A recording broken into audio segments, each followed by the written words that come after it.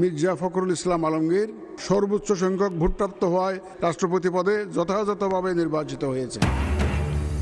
অভ্যুত্থান পরবর্তী নতুন রাষ্ট্রপতি মির্জা ফখরুল 255 ভোট পেয়ে নির্বাচিত। জাতীয় সংসদে উষ্ণ অভ্যর্থনা। প্রাতিষ্ঠানিক রূপ পেল গণতন্ত্র, বলছে সরকারি দল। আগাগোড়া একজন রাজনীতিবিদকে আমরা প্রেসিডেন্ট হিসেবে নির্বাচিত করতে পেরেছি। বিরোধী দল সংবিধান সংস্কার পরিষদের যে সদস্য রূপে তারা শপথ নিয়েছেন, সেটা সাংবিধানিকভাবে ঠিক না, এই স্বীকৃতি তারাই দিলেন। 18 কোটি মানুষের প্রতিনিধি এখানে বসে আমরা ভোট দিয়ে আমাদের রাষ্ট্রপতিকে নির্বাচিত করেছি। গণতান্ত্রিক চর্চার জন্যই নির্বাচনে অংশ নিয়েছে বিরোধী দল। বিজয়ীকে পরাজিত প্রার্থীর অভিনন্দন। গণতন্ত্র চর্চার জন্য মাননীয় এমপিদের একটা স্বাধীন মতামত দেওয়ার এই সুযোগ থাকা অত্যন্ত দরকার। আপনি সমগ্র জাতির ঐক্য, মর্যাদা, আস্থার প্রতীক হিসাবে দায়িত্ব পালন করবেন। দেখছিলেন প্রধান শিরোনাম। রাতের সময় সঙ্গে আছি আমি গোলাম রাব্বি। এবার অন্যান্য শীর্ষ সংবাদ।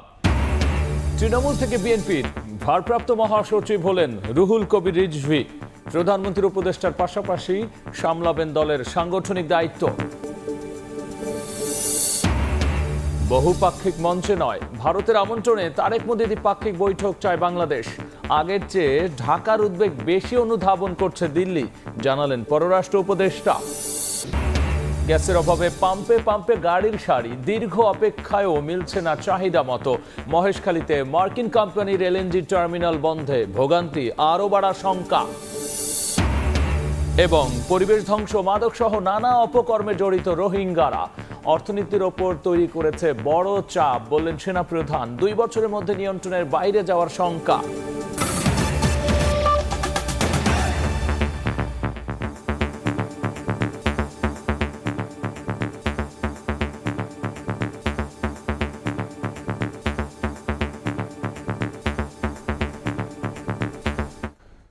জুলাই অভ্যুত্থান পরবর্তী নতুন অভিভাবক পেল বাংলাদেশ। 255 ভোট পেয়ে 23তম রাষ্ট্রপতি নির্বাচিত হয়েছেন মির্জা ফখরুল ইসলাম আলমগীর। ফল ঘোষণার পর তাকে অভ্যর্থনা জানান প্রধানমন্ত্রী ও সংসদ সদস্যরা। রাষ্ট্রপতি নির্বাচনের মধ্য দিয়ে গণতন্ত্র প্রাতিষ্ঠানিক রূপ পেয়েছে বলে মন্তব্য করেছেন সরকারি দলের এমপিরা। মুরসালিন হক জুনায়েদের রিপোর্ট। সংসদ সদস্যদের অভিবাদনে মুখরিত সংসদের অধিবেশন কক্ষ। বেসরকারি ফলাফল ঘোষণায় দেশের 23তম অভিভাবক মির্জা ফখরুল ইসলাম আলমগীর। আপনাদের সবাইকে জানাচ্ছি অনেক অভিনন্দন। 24 জুলাইয়ে ঐতিহাসিক ক্ষমতার পট পরিবর্তনের পরে নতুন বাংলাদেশের নতুন রাষ্ট্রপতি নির্বাচন। 3.5 দশক পরে ইতিহাসের সাক্ষী হওয়া ত্রয়োদশ সংসদে দুপুর 2টায় শুরু হয় রাষ্ট্রপতি নির্বাচনের ভোট গ্রহণ। নির্বাচনে মির্জা ফখরুল ইসলাম আলমগীরের প্রতিদ্বন্দ্বী ছিলেন বিরোধী দলের প্রার্থী এলডিপি সভাপতি অলি আহমদ। প্রথমেই ভোট দেন অস্থায়ী রাষ্ট্রপতির দায়িত্ব পালন করা স্পিকার হাফিজউদ্দিন আহমদ এবং সংসদের ভারপ্রাপ্ত স্পিকার ব্যারিস্টার কায়সার কামাল। পরে প্রধানমন্ত্রী তারেক রহমান, রাষ্ট্রপতি প্রার্থী মির্জা ফখরুল ইসলাম আলমগীর, সিনিয়র মন্ত্রী, বিরোধী দলীয় নেতাসহ অন্যান্য সংসদ সদস্যরা ভোট দেন। 3 ঘন্টার ভোট গ্রহণ শেষ হয় বিকেল 5টায়। 20 মিনিট গণনা শেষে ফলাফল ঘোষণা করেন সিইসি। ব্যবহৃত ব্যালট পেপারের সংখ্যা 343টি, অব্যবহৃত ব্যালট পেপারের সংখ্যা 6টি। ডক্টর অলি আহমদ বীর বিক্রম পেয়েছেন 88টি ভোট, 88 ভোটস, এবং জনাব মির্জা ফখরুল ইসলাম আলমগীর পেয়েছেন 255 ভোট। সংবিধানের 70 অনুচ্ছেদ অনুযায়ী দলীয় প্রার্থীর বাইরে ভোট দিতে পারবেন না সংসদ সদস্যরা। ফলে 2/3 সংখ্যাগরিষ্ঠতা নিয়ে সরকার গঠন করা বিএনপির প্রার্থী মির্জা ফখরুল ইসলাম আলমগীরই নির্বাচিত হলেন দেশের পরবর্তী রাষ্ট্রপতি হিসেবে।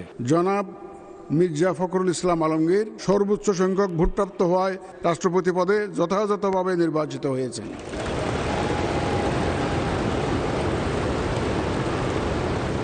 ভোট শেষে সরকার দলীয় সংসদ সদস্যরা জানান, গণতন্ত্রের পথে আরও এক ধাপ এগিয়ে গেল বাংলাদেশ। অতীতে দলকে সুসংহত রাখার অভিজ্ঞতা থেকে নতুন রাষ্ট্রপতি এবার দেশকে এগিয়ে নেবেন বলেও প্রত্যাশা তাদের। আগাগোড়া একজন রাজনীতিবিদকে আমরা প্রেসিডেন্ট হিসেবে নির্বাচিত করতে পেরেছি। এটাই কিন্তু আমার একদিকে গণতান্ত্রিক একটা রাষ্ট্রের যে কর্মকাণ্ড, একটা সংসদের কর্মকাণ্ড, সেটা প্রতিফলিত হয়েছে। যদি সত্যর দ্বারা বিদ্যমান অবস্থায় মেনে নিয়ে বিরোধী দল সাংবিধানিক প্রক্রিয়ায় রাষ্ট্রপতি নির্বাচনে অংশগ্রহণ করে থাকে, তাহলে বিদ্যমান সংবিধান অনুযায়ী সংবিধান সংস্কার পরিষদের যে সদস্যরূপে তারা শপথ নিয়েছেন, সেটা সাংবিধানিকভাবে ঠিক না, এই স্বীকৃতি তারাই দিলেন। এই নির্বাচন প্রক্রিয়ায় যুক্ত থাকাটা আমাদের দেশের গণতান্ত্রিক প্রক্রিয়া, সাংবিধানিক প্রক্রিয়া, গণতান্ত্রিক সংস্কৃতিকে বেগবান করবে, শক্তিশালী করবে এবং জুলাই যোদ্ধাদের যে আত্মত্যাগ, তার মর্যাদা পুনঃপ্রতিষ্ঠা লাভ করবে আজকের এই নির্বাচনী সংস্কৃতির মধ্য দিয়ে। এদিকে আনুষ্ঠানিকতা শেষে সরকার দলীয় চিফ হুইপ জানান, এবারের রাষ্ট্রপতি নির্বাচনের মাধ্যমে দেশের গণতন্ত্র আরও সুসংহত হলো। আমরা যৌথভাবে অনেকগুলো সিদ্ধান্ত নিয়েছি, আজকেও যৌথভাবে সিদ্ধান্ত হয়েছে এবং এই সিদ্ধান্তটা গণতন্ত্র প্রতিষ্ঠার জন্য এবং দেশের উন্নয়নের জন্য অত্যন্ত অভূতপূর্ব এবং গুরুত্বপূর্ণ। শুক্রবার সন্ধ্যা 7:30টায় বঙ্গভবনে নতুন রাষ্ট্রপতি হিসেবে শপথ নেবেন মির্জা ফখরুল ইসলাম আলমগীর। গণতন্ত্রের সুস্থ চর্চা এবং প্রাতিষ্ঠানিক রূপায়ণে রাষ্ট্রপতি নির্বাচন একটি গুরুত্বপূর্ণ সাংবিধানিক প্রক্রিয়া। বিনা প্রতিদ্বন্দ্বিতায় রাষ্ট্রের অভিভাবক নির্বাচিত হওয়ার সংস্কৃতি থেকে বেরিয়ে বহু প্রার্থীভিত্তিক এবং ভোটের এই নির্বাচন তাই গণতন্ত্রকে আরও অর্থবহ ও অংশগ্রহণমূলক করে তুলবে। সংসদে ভোটার আইন প্রণেতাদের পাশাপাশি এমন প্রত্যাশা সব মহলে। মুরসালিন হক জুনায়েদ, সময় সংবাদ, ঢাকা। একসময় ছিলেন ঠাকুরগাঁওয়ের পৌর চেয়ারম্যান, এরপর রাজনীতির বন্ধুর পথে অনেকটা সময় শত নির্যাতন আর নিপীড়নের মধ্যে দলকে আগলে রাখা বর্ষিয়ান রাজনীতিবিদ মির্জা ফখরুল ইসলাম আলমগীর এবার রাষ্ট্রপতির আসনে। তার বর্ণাঢ্য রাজনৈতিক জীবনের আদ্যপান্ত জানাচ্ছেন আহমেদ সালিহিন। গুম করে দেয়, খুঁজে পাওয়া যায় না। বাচ্চাগুলো এখানে দাঁড়িয়ে স্প্রিং বললো আপনাদের সামনেই, বলে যে বাবার সঙ্গে ঈদ করতে চাই। সেই দেশ এখন, এর জন্য যুদ্ধ করেছিলাম। ইলিয়াস আলী গুম হয়ে যাওয়ার পরে তার বাসায় যখন গেলাম, তখন তার মেয়েটির বয়স মাত্র 6। ওই দরজার দিকে তাকিয়ে থাকে, যদি তার বাবা ফিরে আসে। মানুষের জন্য যার চোখে অশ্রু, যাদের জন্য জীবনকে উৎসর্গ করেছেন ত্যাগের মহিমায়, সেই মানুষটি রাষ্ট্রের সর্বোচ্চ পদে আসীন হলেন জনতার ভালোবাসায়। দেশকে নিয়ে যার দুচোখ ভরা স্বপ্ন, সেই ফখরুল ইসলাম এবার বঙ্গভবনের বাসিন্দা হচ্ছেন। 4.5 দশকের বেশি সময় রাজনীতির মাঠে নিজেকে বিলিয়ে দেশের অভিভাবকের আসনে মির্জা ফখরুল ইসলাম আলমগীর। সংগ্রামী জীবনে লড়াই আর গণঅধিকারের প্রশ্নে অনমনীয় ছিলেন উত্তর জনপদে জন্ম নেয়া এই রাজনীতিক। নির্যাতন, নিপীড়ন, আবার কখনো বন্দিদশার মতো পথে কাটা ছিল অনেক, কিন্তু তাকে থামাতে পারেনি কোনো অপশক্তি। গণতন্ত্র প্রতিষ্ঠার লড়াইয়ে যিনি ছিলেন আপোষহীন। ছাত্র জীবন শেষে শিক্ষকতা শুরু করলেও ঠাকুরগাঁওয়ের সন্তান মির্জা ফখরুল বেছে নেন রাজনীতিকে। 80-র দশকে ঠাকুরগাঁও পৌরসভার চেয়ারম্যান নির্বাচিত হন তিনি। পরে 90-এ বেগম খালেদা জিয়ার হাত ধরে পথ চলা শুরু বিএনপির সাথে। এরপর আর পেছনে ফিরে তাকাতে হয়নি তাকে। রাজনীতির বন্ধুর পথে ছুটে চলেছেন অদম্য গতিতে। 5 বার সংসদ সদস্য নির্বাচিত হয়েছিলেন এই প্রজ্ঞাবান নেতা, ছিলেন মন্ত্রীও। 2011 সালে ভারপ্রাপ্ত মহাসচিব হয়ে দলের সাংগঠনিক দায়িত্বভার কাঁধে নেন তিনি। 2016 সালে হন পূর্ণ মহাসচিব। বিএনপির রাজনীতির সবচেয়ে কঠিন সময়ে তিনি হাল ধরেছিলেন দলের। কারা অন্তরীণ বেগম জিয়া ও তারেক রহমানের নির্বাসনকালেও দলকে সাংগঠনিক শক্তিতে আগলে রেখেছিলেন মির্জা ফখরুল। এখনো সময় আছে, এই ঘোষণার পরে আপনি পদত্যাগ করুন, অন্যথায় পালাবার পথও খুঁজে পাওয়া যাবে না। ব্যতিক্রমী ব্যক্তিত্ব তাকে আলোচক, সমালোচক কিংবা বিরোধী পক্ষের কাছেও সমীহের আসনে বসিয়েছে। আদর্শ রাজনীতিক হিসেবে তার প্রতি শ্রদ্ধা সর্বজনের। আপামর মানুষের এই নেতা 24-এর গণঅভ্যুত্থানে ফ্যাসিস্ট সরকারের পতনের পর সাংবিধানিক সংকট থেকে দেশ রক্ষায় অন্তর্বর্তী সরকার গঠন প্রক্রিয়ায় অগ্রণী ভূমিকা রাখেন। অভিজ্ঞতা কাজে লাগিয়ে দায়িত্বশীল ভূমিকায় দলকে নেতৃত্ব দেওয়ার পাশাপাশি 26-এর নির্বাচনেও বিপুল সংখ্যাগরিষ্ঠতা এনে দিতে অবদান ছিল মির্জা ফখরুল ইসলামের। তার প্রতিদানও তিনি পেয়েছেন, ঠাঁই হয়েছিল মন্ত্রিসভাতেও। ত্যাগ, সংগ্রাম আর লড়াইয়ের প্রতিদান স্বরূপ বিএনপিও তাকে অধিষ্ঠিত করেছে সর্বোচ্চ সাংবিধানিক পদে। দলীয় মনোনয়নে সব ধাপ শেষ করে দেশের 23তম রাষ্ট্রপতি নির্বাচিত হন উত্তর জনপদ থেকে উঠে আসা এই বর্ষিয়ান রাজনীতিবিদ। এর মাধ্যমেই বঙ্গভবনের বাসিন্দা হলেন রাজনীতির জেন্টেলম্যান খ্যাত মির্জা ফখরুল ইসলাম আলমগীর। আহমেদ সালেহীন, সময় সংবাদ, ঢাকা। এ নিয়ে বিস্তৃত আলোচনার জন্য স্টুডিওতে যুক্ত হয়েছেন সহকর্মী হাসান ওয়ালি। যাচ্ছি তার কাছে। ওয়ালি নবনির্বাচিত রাষ্ট্রপতি, ছিলেন পৌর চেয়ারম্যান, এখন রাষ্ট্রপতি, এবং তার রাজনীতিতে যে দল এবং দেশের জন্য ত্যাগ, এটি সর্বজন স্বীকৃত। শুরু যদি করেন যে পৌর চেয়ারম্যান থেকে এই যে আজকের রাষ্ট্রপতি, মির্জা ফখরুল ইসলাম আলমগীর কিন্তু সব রাজনৈতিক দলের কাছে আসলে এক ধরনের গ্রহণযোগ্য ব্যক্তি ছিলেন। সব মত সবার কাছে কিন্তু তিনি সর্বজন শ্রদ্ধেয়, এবং দীর্ঘদিন আপনি যেমন বলছিলেন যে ঠাকুরগাঁওয়ে পৌরসভার তিনি চেয়ারম্যান ছিলেন, স্বতন্ত্রভাবে নির্বাচিত হন। এরপরে কিন্তু দীর্ঘ পথ পরিক্রমা তিনি পাড়ি দিয়েছেন, বিএনপির বিভিন্ন দায়িত্ব পালন করেছেন, ঠাকুরগাঁও জেলা বিএনপির সভাপতির দায়িত্ব পালন করেছেন, সংসদ সদস্য ছিলেন, এবং সবচেয়ে বড় ঘটনা যেটি যে দীর্ঘ ফ্যাসিবাদের সময় তিনি বিএনপির হাল ধরেছিলেন, মহাসচিবের দায়িত্ব পালন করেছেন, শুরুতে ভারপ্রাপ্ত, পরে দীর্ঘ সময় মহাসচিব হিসেবে দায়িত্ব পালন করেছেন। সব মিলে বলা ছিল বিএনপি নেতাকর্মীদের কাছে আস্থাভাজন তিনি ছিলেন। একই সঙ্গে সব রাজনৈতিক দলগুলোর কাছে কিন্তু তার একটি অন্যরকম আস্থা, শ্রদ্ধার জায়গায় তিনি ছিলেন। আজকে তিনি বাংলাদেশের 23তম রাষ্ট্রপতি হিসেবে তিনি নির্বাচিত হলেন। আমরা জানি যে প্রতিদ্বন্দ্বিতামূলক নির্বাচন হলো এটি 35 বছর পর 1991 সালের পরে, যেখানে মির্জা ফখরুল ইসলাম আলমগীরের প্রতিদ্বন্দ্বী ছিলেন অলি আহমদ, যিনি বিরোধী দল থেকে মনোনীত হয়ে প্রতিদ্বন্দ্বিতা করেছেন। মির্জা ফখরুল ইসলাম আলমগীর 255 ভোট পেয়েছেন।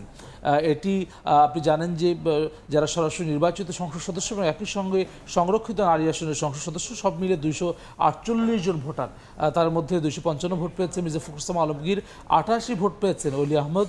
ভোট দেননি 6 জন সংসদ সদস্য, যেমন মির্জা আব্বাস, তিনি চিকিৎসাধীন রয়েছেন। এর বাইরেও ব্যারিস্টার রুবিন ফারানা স্বতন্ত্র প্রার্থী, স্বতন্ত্র সংসদ সদস্য, তিনি ভোট দেননি। এইভাবে 6 জন সংসদ সদস্য নানার কারণে তারা আসলে ভোট দানে অংশ নিতে পারেননি। এর বাইরে কিন্তু অন্যান্যরা ভোট দিয়েছেন। মির্জা ফখরুল ইসলাম আলমগীরের যেই জায়গা, সেটা কিন্তু তিনি যখন বিজয়ী হয়েছেন, অর্থাৎ সিএসি ঘোষণা দিয়েছেন, ঠিক তারপরেই কিন্তু তিনি উষ্ণ অভ্যর্থনায় সিক্ত হয়েছেন। তার দলের পক্ষ থেকে বিএনপি চেয়ারম্যান তারেক রহমান যেমন সংবর্ধনা দিয়েছেন, আলিঙ্গন করেছেন, একই সঙ্গে বিরোধী দলের পক্ষ থেকেও কিন্তু একইভাবে তাকে গ্রহণ করা হচ্ছে।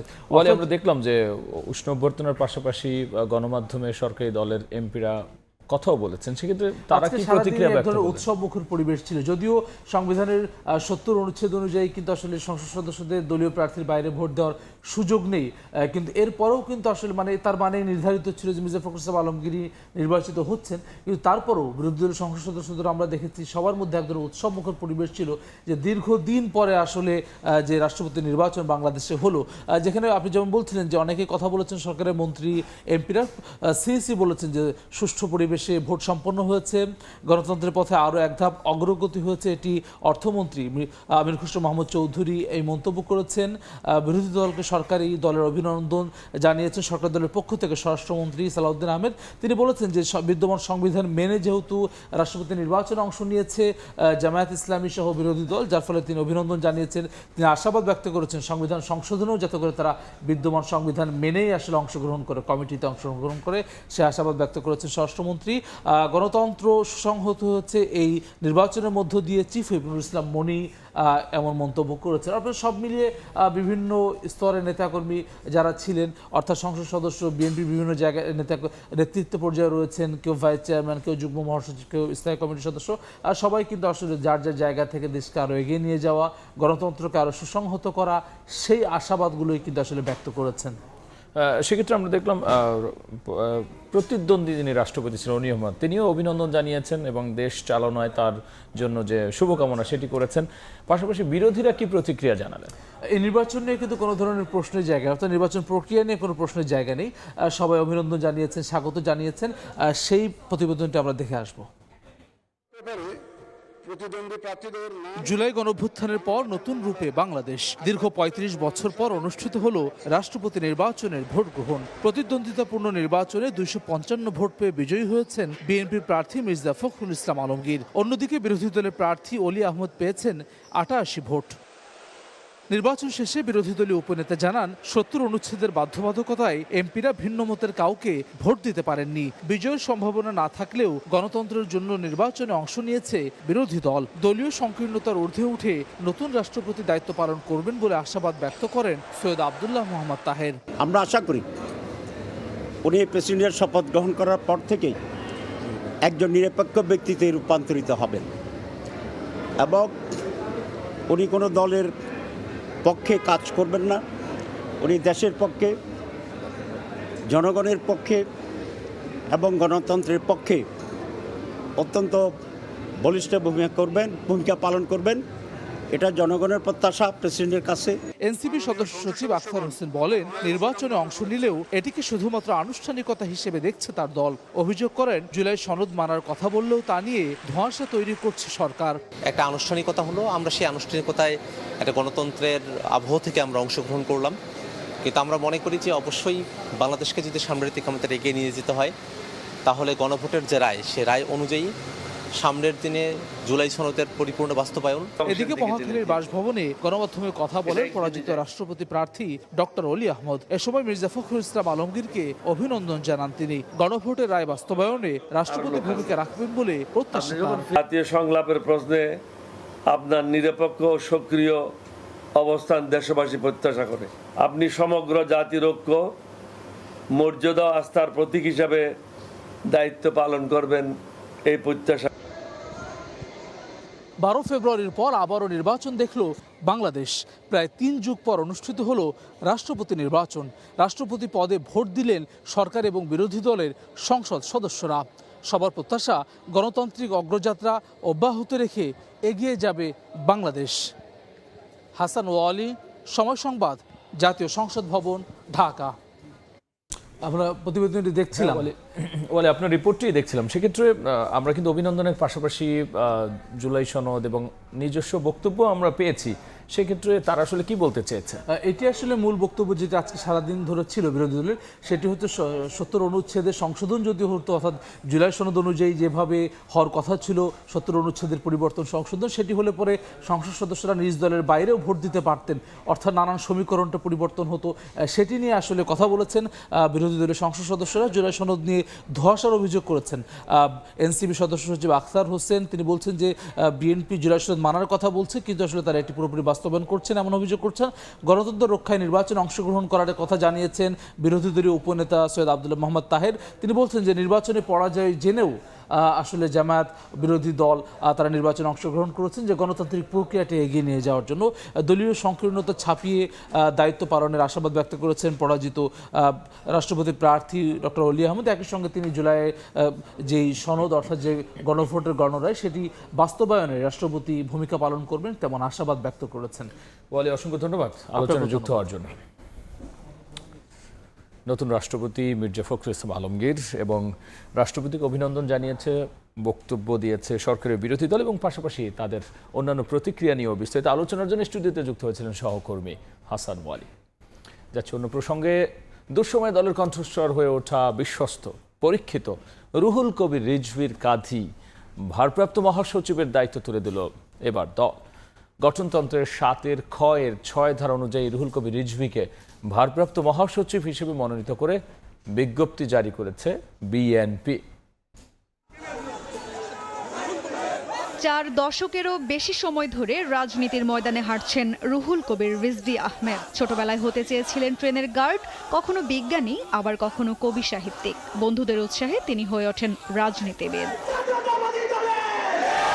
1989 সালে রাজশাহী বিশ্ববিদ্যালয়ের ছাত্র সংসদ নির্বাচনে ছাত্রদলের প্যানেল থেকে ভিপি নির্বাচিত হন রুহুল কবির রিজভী। দায়িত্ব পালন করেছেন ছাত্রদলের কেন্দ্রীয় সভাপতির। 90-এর স্বৈরাচার বিরোধী আন্দোলন চলাকালীন গুলিবিদ্ধ হন রিজভী। এমনকি তার গায়েবানা জানাজার নামাজও পড়া হয় জেলায় জেলায়। পরে জানা যায় মারা যাননি রিজভী আহমেদ। রিজভী তার রাজনৈতিক ক্যারিয়ারে মোট 18 বার jail খেটেছেন।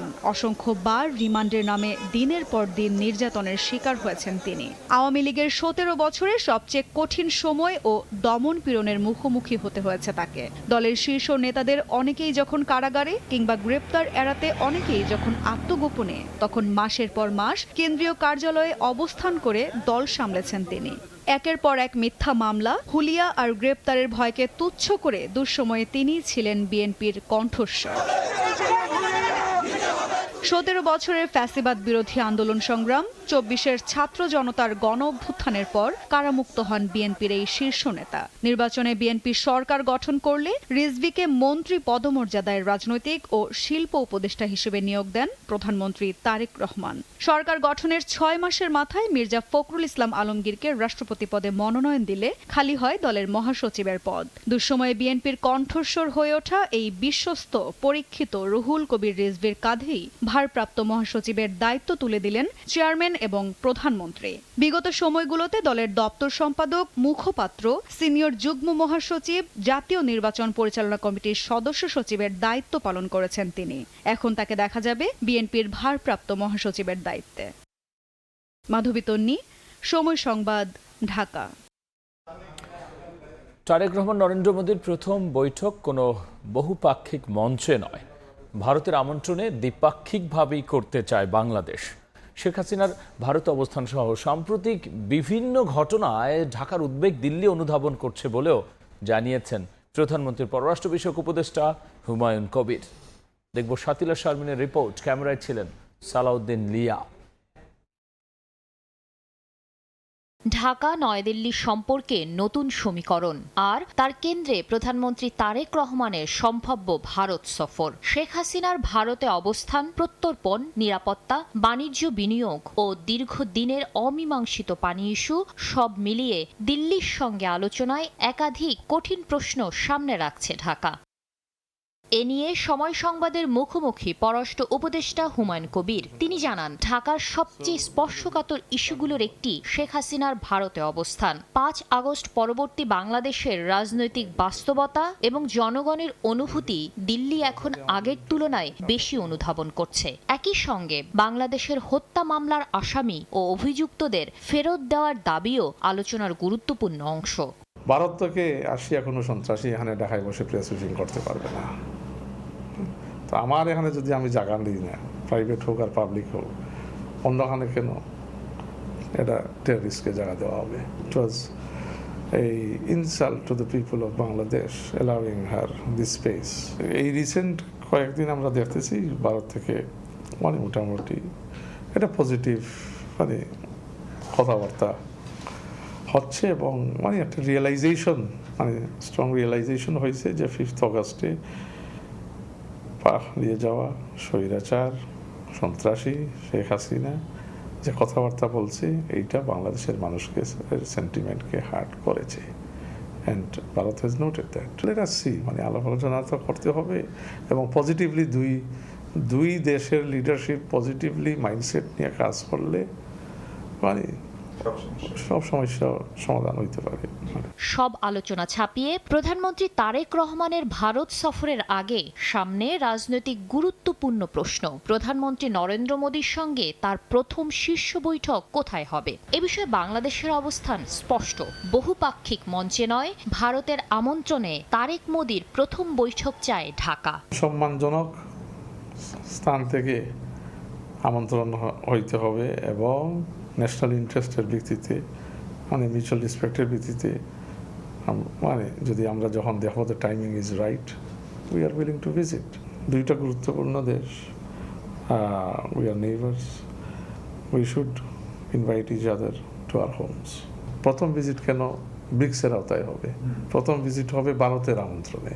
It should be a bilateral, not in some multilateral forum. Mutual রেসপেক্টের মাধ্যমে আমাদের বিভিন্ন কথাবার্তায় যদি আমরা একটা জায়গায় আসতে পারি, তাহলে হতেই পারে, আগেও হতে পারে, পরেও হতে পারে। এই রাজনৈতিক বোঝাপড়া কতটা কার্যকর সম্পর্কে রূপ নেয় তার উপরই নির্ভর করছে সম্ভাব্য দিল্লি সফর ও পরবর্তী সমীকরণ।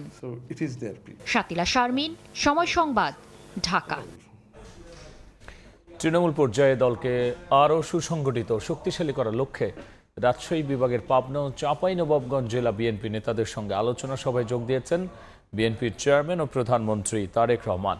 সন্ধ্যায় রাজধানী গুলশানে বিএনপি চেয়ারম্যানের কার্যালয়ে এই সভা শুরু হয়। এতে পাবনা ও চাঁপাইনবাবগঞ্জ জেলা বিএনপি নেতারা অংশ নেন। সাংগঠনিক কার্যক্রম জোরদার, তৃণমূলের নেতাকর্মীদের আরও সক্রিয় করা এবং দলকে শক্তিশালী করার বিভিন্ন বিষয় নিয়ে সভায় আলোচনা হওয়ার কথা রয়েছে।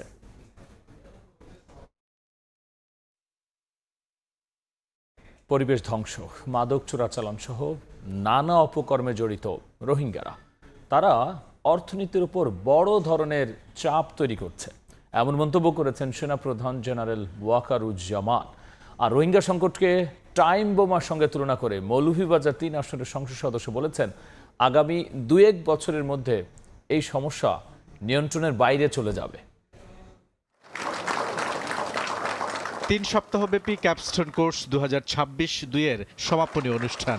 অংশগ্রহণকারী ফেলোদের মধ্যে রয়েছেন সংসদ সদস্য, বিশ্ববিদ্যালয় শিক্ষক, সামরিক কর্মকর্তা, চিকিৎসক, সরকারি বেসরকারি সংস্থার প্রতিনিধি, কূটনীতিক, সাংবাদিক এবং কর্পোরেট প্রতিনিধি। 37 জন ফেলোর হাতে সনদপত্র তুলে দেন সেনাপ্রধান জেনারেল ওয়াকারুজ্জামান।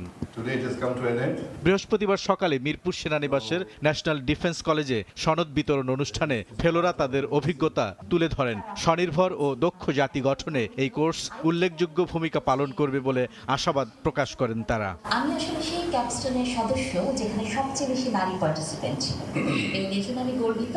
এবং সেই কারণে যেটা হয়েছে, আমাদের শ্রদ্ধেয় কমান্ড্যান্ট আমাদেরকে একটা জিনিস মাথায় ঢুকিয়ে দিয়েছেন। ওনার সবগুলো কথার মধ্যে ছিল দেশপ্রেম, কিন্তু শাড়ি পরতে গেলে বাংলাদেশি শাড়ি পরতে হবে। রোহিঙ্গা সংকট প্রকট আকার ধারণ করেছে উল্লেখ করে মৌলভীবাজার 3 আসনের সংসদ সদস্য এম নাসের রহমান বলেন, যে কোনো সময় এটি নিয়ন্ত্রণের বাইরে চলে যেতে পারে। এটা এক সময় in the next couple of years পরে এটা it might be out of control of us. এটা প্রথমেই 2017-এ যদি স্পাইনওয়ালা গভর্নমেন্ট থাকতো তাহলে ওইটা ওই সময় কন্ট্রোল করা যেত। But since we had a spineless government at that time, এই জিনিসটা আজকে একটা বিরাট বেলুন হয়ে আমাদের এখানে আবির্ভূত হয়েছে। প্রধান অতিথির বক্তব্যে সেনাবাহিনী প্রধান বলেন, দেশের পরিবেশ ও অর্থনীতির উপর বড় ধরনের চাপ তৈরি করছে রোহিঙ্গা সংকট। এছাড়া মাদক পাচার, চোরাচালান সহ নানা অপরাধের সঙ্গেও জড়িত তারা। রোহিঙ্গা ইস্যুস কিভাবে আমাদের এফেক্ট করছে, ওই এলাকার এনভায়রনমেন্ট নষ্ট করা থেকে শুরু করে ইকোনমির উপরে হিউজ একটা প্রেশার, ড্রাগ ট্রাফিকিং, স্মাগলিং থেকে শুরু করে ওখানে অনেক ধরনের অপকর্ম চলছে। প্রতিবেশী দেশগুলোর সঙ্গে বিভিন্ন ইস্যু, পার্বত্য চট্টগ্রামের সমস্যা সহ বিভিন্ন বিষয়ে কোর্সে অংশগ্রহণকারীরা নিজেদের মধ্যে অভিজ্ঞতা ও জ্ঞান বিনিময় করেছেন, যা দেশের সমস্যা সমাধানে উল্লেখযোগ্য ভূমিকা রাখতে পারবে বলেও মন্তব্য করেন সেনাপ্রধান। বুলবুল রেজা, সময় সংবাদ, ঢাকা। গ্যাসের অভাবে পাম্পে পাম্পে যানবাহনের সারি, ঘন্টার পর ঘন্টা অপেক্ষাও মিলছে না চাহিদা মতো, আর এতে বিপাকে পড়েছেন গাড়ি চালক আর যাত্রীরা। এদিকে মহেশখালীতে মার্কিন কোম্পানির এলএনজি টার্মিনাল বন্ধ থাকায় তৈরি হচ্ছে ভোগান্তি বাড়ার শঙ্কা। ঘুরছে না চাকা, চলছে না গাড়ি, ফিলিং স্টেশনের লাইনেই কাটছে ঘন্টার পর ঘন্টা। টানা 1 মাসের বেশি সময় ধরে চলছে গ্যাস সংকট। মাঝে কয়েকদিন সংকট কাটার আভাস মিললেও নানা জটিলতায় কাটছেই না দুর্ভোগ। এমন পরিস্থিতিতেই বুধবার মহেশখালীর এক্সিলারেট টার্মিনালের গ্যাস সরবরাহ বন্ধ হওয়ায় নতুন করে দেখা দিয়েছে শঙ্কা। বৃহস্পতিবার সকাল থেকে রাজধানীর ফিলিং স্টেশনগুলোতে দীর্ঘ লাইন, 3 থেকে 4 ঘন্টার ভোগান্তির পর মিলছে কাঙ্ক্ষিত গ্যাস। এখন একবারে প্রেসার টেসার কম, 3-4 ঘন্টা লাগে সিরিয়ালে দাঁড়ায় থাকতে, তারপরও পাওয়া যাচ্ছে না। যে 200-250 টাকার গ্যাস ভরি ভাই, এই গ্যাসে সারাদিন আমরা চালাইতে পারি না, টেনশনে থাকতে হয়, বুঝছেন, যে গাড়িটা আমরা মালিকের ডিউটিটা ঠিক মতো করতে পারবো কিনা। সকাল 8:30টায় আমি সিরিয়ালে দাঁড়াইছি, এখন প্রায় 12টা বাজতেছে, তাও ফুল প্রেশার নাই। গ্যাস নিতে নিতেই তো আমাদের দফা সারা, এখন তারপর চলবো কেমনে, কি করবো কেমনে, এইভাবে কি দিন যায় একটা ড্রাইভারের, মানুষের। রাইড শেয়ারিং গাড়ি ও সিএনজির চালকদের আয় রোজগার তলানিতে নামায় বেহাল অবস্থা তাদের। যে অবস্থা, আমরা গাড়ি চালাই ভাত খেতে পারতেছি না, আমাদের সংসার চলতেছে, বাচ্চা কাচ্চারা চলতে পারতেছে না। এই বাজে অবস্থা চলে চলা যাবে না, পরিস্থিতি প্রচুর খারাপ। মালিকরা কয় গাড়ি চালালে চলো, না চালে না চলো, 1200 টাকা জমা দিতে হইব। এই অবস্থায় আছি আমরা, বহুত কষ্টতে আছি এখন। এদিন চট্টগ্রাম নগর জুড়েও ছিল তীব্র গ্যাস সংকট। গ্যাসের চাপ কম থাকায় চালকরা পড়েছেন চরম দুর্ভোগে। আজকে ভোর 3:30 বাজে আসছি, এখনো পর্যন্ত বসে আছে, এখনো গ্যাস পাই নাই। সমস্যার কারণে ভাড়া মারতে পারি না ঠিকমতো গ্যাস পাই না, নাই ঘুম নাই খাওয়া। কালকে রাত্রে সিরিয়াল দিছে, গ্যাসটা পাই না, আর কবে আসবে ঠিকানা হইবে আর দিতে আসে না। দ্রুত সময়ের মধ্যে গ্যাস সংকট সমাধানের দাবি জানান পরিবহন সংশ্লিষ্টরা। ওয়ালিউল সাকিব, সময় সংবাদ, ঢাকা। যশোরের কেশবপুরে মসজিদের ইমাম, মুয়াজ্জিন ও খাদেমদের সম্মানী ভাতার তালিকা তৈরিতে জালিয়াতির অভিযোগ উঠেছে। পাজে ইউনিয়নের গড়ভাঙ্গা বাইতুন্নুর জামে মসজিদের ইমাম ও খাদেমের নাম বাদ দিয়ে 2 জামাত নেতার নাম তালিকায় যুক্ত করার অভিযোগ মুসল্লিদের। প্রতিকার চাইতে গিয়ে উল্টো বরাদ্দ অন্য মসজিদে দেয়, ক্ষোভে ফুঁসছে তারা। আবুল কালাম আজাদের ছবি ও জুয়েল মৃধার তথ্য নিয়ে বিস্তারিত। যশোরের কেশবপুর উপজেলার পাজিয়া ইউনিয়নের গড়ভাঙ্গা বাইতুন্নুর জামে মসজিদ। দীর্ঘদিন ধরে এই মসজিদে ইমাম হিসেবে দায়িত্ব পালন করছেন মাওলানা আব্দুর রহমান এবং খাদেম হিসেবে আছেন আব্দুর রাজ্জাক। কিন্তু সরকারি সহায়তার তালিকা প্রণয়নের সময় ঘটে চরম জালিয়াতি। অভিযোগ উঠেছে প্রকৃত ইমাম ও খাদেমকে বাদ দিয়ে মসজিদ কমিটির ক্যাশিয়ার ও জামায়াত নেতা তবিবুর রহমানকে ইমাম এবং ওয়ার্ড জামায়াতের সভাপতি আব্দুল মুতালেব মোল্লাকে খাদেম দেখিয়ে তালিকা সংশ্লিষ্ট দফতরে পাঠানো হয়। বিষয়টি জানতে পেরে জামায়াতের স্থানীয় সংসদ সদস্য অধ্যাপক মুক্তার আলীর কাছে লিখিত অভিযোগ দেন বিক্ষুব্ধ মুসল্লিরা। পরে ওই এমপি বিষয়টি তদন্তের দায়িত্ব দেন ইউনিয়ন জামায়াতের সভাপতি মাসুদ কামালকে। কিন্তু অভিযোগ উঠেছে কোনো তদন্ত ছাড়াই দলীয় স্বার্থ রক্ষায় সে বিতর্কিত তালিকাটি পুনরায় দফতরে পাঠিয়ে দেওয়া হয়। সবশেষ বিতর্ক এড়াতে স্থানীয় এমপি পুরো মসজিদের নাম পরিবর্তন করে অন্য একটি মসজিদের নামে তালিকায় অন্তর্ভুক্ত করেন। এতে ক্ষোভ আরও বেড়ে যায় এলাকাবাসীর। মসজিদের ক্যাশিয়ার মোহাম্মদ আব্দুল তবিবুর রহমান সে আমার স্থানে অর্থাৎ ইমামের স্থানে তার নাম দিয়ে দেয়। ইমাম এবং খাদেমের নাম বাদ দিয়ে জামাতের তবিবুর রহমানের যে ক্যাশিয়ার ওর নাম দিয়েছে, আর খাদেমের জায়গায় আব্দুল মুতালেবের নাম দিয়েছে। আমাদের মসজিদের টাকা নিয়ে অন্য মসজিদে দিচ্ছে, আমাকে মসজিদ বঞ্চিত করিয়ে দুর্নীতি করতেছে। আমরা এটি চাই না। আমাকে ইমাম, মুয়াজ্জিন এবং খাদেম এরাই প্রাপ্য, এরাই পাবে। এ বিষয়ে অভিযুক্ত জামায়াত নেতাদের সঙ্গে কথা বলার চেষ্টা করা হলেও তারা মন্তব্য করতে রাজি হননি। ফোনে সাড়া দেননি যশোর 6 আসনের স্থানীয় সংসদ সদস্য। তবে উপজেলা প্রশাসন জানিয়েছে তালিকা এখনও চূড়ান্ত করা হয়নি। বিষয়টি তদন্ত করে দ্রুত প্রয়োজনীয় ব্যবস্থা নেওয়া হবে। তালিকা চূড়ান্ত করার আগে আরও যে অধিকতর যাচাই বাছাই করা হবে, যে অভিযোগগুলো আছে এগুলোর বিষয়ে তদন্ত হয়ে তারপরে চূড়ান্ত সিদ্ধান্ত গ্রহণ করা হবে। ধর্ম মন্ত্রণালয়ের নির্দেশনা অনুযায়ী প্রতি মাসে ইমামদের 5,000, মুয়াজ্জিনদের 3,000 ও খাদেমদের 2,000 টাকা করে সম্মানী দেওয়ার জন্য তালিকা চাওয়া হয়েছে। কেশবপুরের 11টি ইউনিয়নের 77টি মসজিদের তালিকা প্রস্তুত করা হচ্ছে। সময় সংবাদ, যশোর। এবার এসএসসির ফল পুনর্মূল্যায়নে আবেদন পড়েছে 12,87,926টি। খাতা আবারও মূল্যায়নের সুযোগ দেয় রেকর্ড সংখ্যক আবেদন পড়েছে বলে জানিয়েছে শিক্ষা বোর্ড। 21 আগস্ট থেকে শুরু হবে নিরীক্ষা, ফল প্রকাশ হবে 10 সেপ্টেম্বরের মধ্যে। নুরি আলমের রিপোর্ট। গত 10 আগস্ট এসএসসি ও সমমানের পরীক্ষার ফল প্রকাশ হয়। এবার পাশের হার 62.25%। এবছর সরকার সিদ্ধান্ত নেয় কোনো শিক্ষার্থী চাইলে ফল পুনরায় মূল্যায়ন করতে পারবে। আগে পুনর্নিরীক্ষণে শুধু দেখা হতো নম্বর যোগে ভুল হয়েছে কিনা, তার পরিবর্তে এবার আবেদন করলে উত্তরপত্র মূল্যায়নের সুযোগ থাকছে। ফল প্রকাশের পরের দিন থেকেই আবেদন শুরু হয়। এ পর্যন্ত 12,87,926টি আবেদন পড়েছে। 4 লাখের বেশি শিক্ষার্থী এই আবেদন করেছে। আমরা এই কাজটাকে সুষ্ঠু এবং নিরপেক্ষভাবে তুলে আনার জন্য প্রয়োজনীয় কর্মী যাদেরকে দিয়ে আমরা উত্তরপত্র পুনর্মূল্যায়ন করব, এক্সামিনার, তাদের সংখ্যা অনেক বাড়িয়ে দিয়েছি। শিক্ষা গবেষকরা বলছেন এত অল্প সময়ে বিপুল সংখ্যক উত্তরপত্র পুনরায় মূল্যায়ন করা চ্যালেঞ্জিং।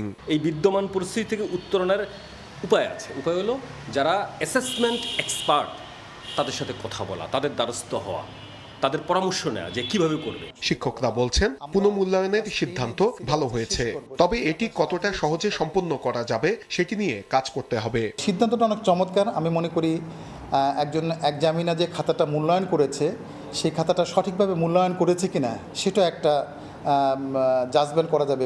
গণিত এবং ইংরেজি বিষয়ে পুনর্মূল্যায়নের আবেদন সবচেয়ে বেশি পড়েছে। বোর্ড পরীক্ষার খাতা মূল্যায়নে একটি ভুল একজন শিক্ষার্থীর জীবনে অনেক বড় ক্ষতির কারণ হতে পারে। তাই ফলাফল শুধু পুনর্মূল্যায়ন করলেই হবে না, এসব ভুলের সঙ্গে যারা জড়িত তাদেরকে চিহ্নিত করে আইনগত ব্যবস্থা নেওয়ার আহ্বান সংশ্লিষ্টদের। নূরে আলম, সময় সংবাদ, ঢাকা। ইরানের উপর কঠোর অর্থনৈতিক নিষেধাজ্ঞা আরোপের ঘোষণা দিয়েছেন মার্কিন প্রেসিডেন্ট ডোনাল্ড ট্রাম্প। তেহরানের সঙ্গে লেনদেনকারী দেশকেও চরম অর্থনৈতিক পরিণতির মুখোমুখি হতে হবে বলে কড়া হুঁশিয়ারি দিয়েছেন তিনি। যদিও এমন হুমকির আগে ইরানের সঙ্গে ফের আলোচনা শুরুর ইঙ্গিতও দিয়েছেন ট্রাম্প। এদিকে হরমুজকে নতুন মার্কিন ভূখণ্ড হিসেবে দেখিয়ে সামাজিক যোগাযোগ মাধ্যমে ট্রাম্প মানচিত্র প্রকাশ করায় যুক্তরাষ্ট্রের ক্যালিফোর্নিয়াকে ইরানের ভূখণ্ড হিসেবে ঘোষণা করেছে তেহরান। এ পর্যায়ে শীর্ষ সংবাদ জানিয়ে দিচ্ছি আরও একবার। মির্জা ফখরুল ইসলাম আলমগীর সর্বোচ্চ সংখ্যক ভোটপ্রাপ্ত হওয়ায় রাষ্ট্রপতি পদে যথাযথভাবে নির্বাচিত হয়েছে। অভ্যুত্থান পরবর্তী বাংলাদেশের 23তম রাষ্ট্রপতি মির্জা ফখরুল জাতীয় সংসদে উষ্ণ অভ্যর্থনা, প্রাতিষ্ঠানিক রূপে গণতন্ত্র, বিজয়ীকে পরাজিত প্রার্থীর অভিনন্দন। তৃণমূল থেকে বিএনপির ভারপ্রাপ্ত মহাসচিব হলেন রুহুল কবির রিজভী। প্রধানমন্ত্রী উপদেষ্টার পাশাপাশি সামলাবেন দলের সাংগঠনিক দায়িত্ব। এবং বহুপাক্ষিক মঞ্চে নয়, ভারতের আমন্ত্রণে তারেক মোদি দ্বিপাক্ষিক বৈঠক চায় বাংলাদেশ। আগের চেয়ে ঢাকার উদ্বেগ বেশি অনুধাবন করছে দিল্লি, জানালেন পররাষ্ট্র উপদেষ্টা।